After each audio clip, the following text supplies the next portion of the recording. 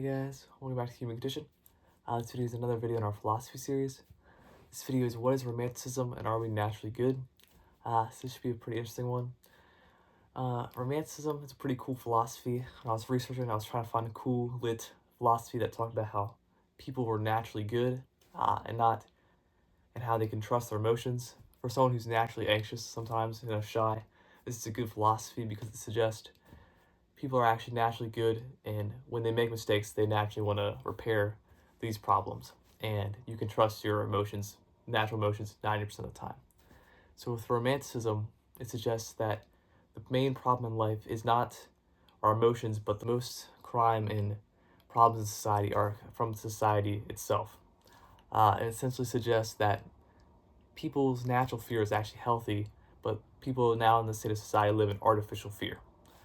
Basically, this means back in the time when we were tribalistic and had our own tribes, we were more empathetic and caring to each other than in society now where the crime's a lot higher and etc.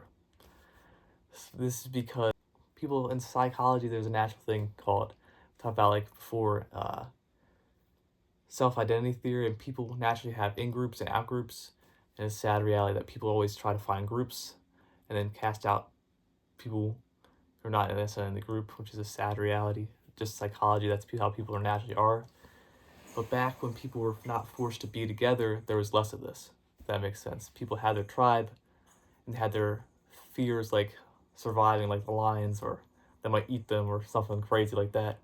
That was their fear back then. Nowadays, we don't have that fear because we don't have to survive against, lions and stuff like that. So we don't have that fear. But back then, that fear of those environmental dangers is what actually made tribes less crime-oriented and more unified and empathetic, because the threat wasn't each other, but the environment you're around, basically. That makes sense. But now, the society, not trying to roast society completely, it's just saying that the way it functions, it could function better, but the way it functions is a whole bunch of all types of different groups of people are put together and forced to be around each other. And this is what crime raises, in my opinion, raises crime. And well, actually, not in my opinion, I don't know if I agree with this or not, but Romanticism suggests this is what raises crime, is because you're forcing all these different tribes of people who are close with each other together and telling them they can't express discontent. And that's when fear, artificial fear from society, falls in play.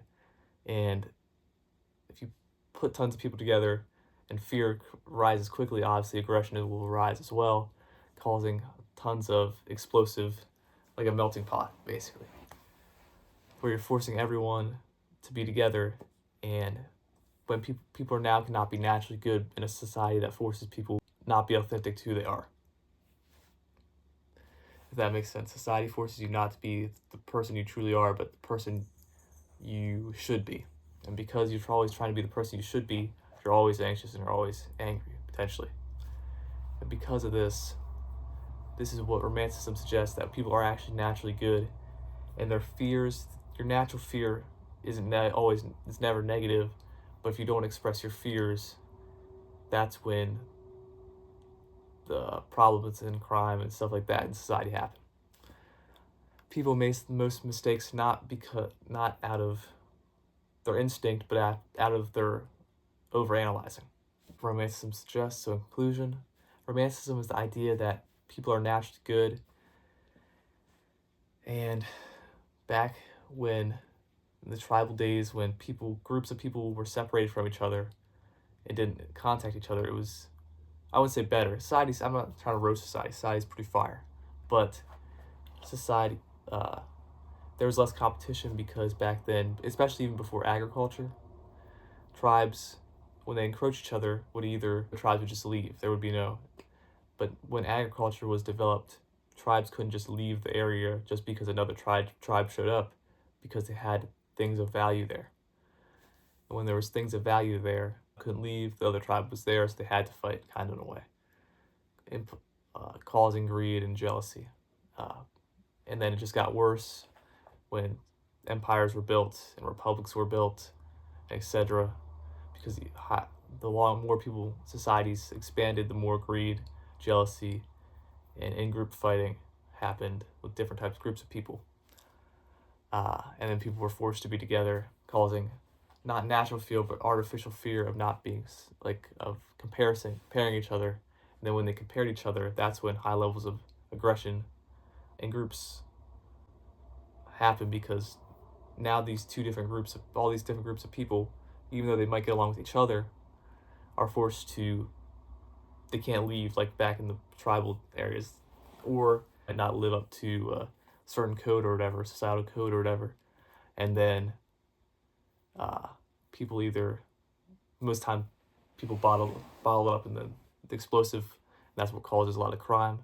Back in the tribal days, tribes would get along with each other. They were surviving, getting lit, chilling. And back in the tribal days, they got along because the threats were environmental, not societal or people, like lions and stuff like that. So yeah. Inclusion, Romanticism suggests our natural emotions are good and people are naturally good. And when we make mistakes, if we trust our natural self, there's nothing to worry. The real fear comes from a lack of trust in oneself, which society unintentionally, well, obviously there's still personal responsibility for your actions, obviously, but the rapid growth of society made irrational fears higher. Back before then, we didn't have less irrational fears. So yeah, I hope you guys enjoyed this video. As always, thanks again for watching. Like and subscribe if you want. I love you guys, and I'll see you in the next one.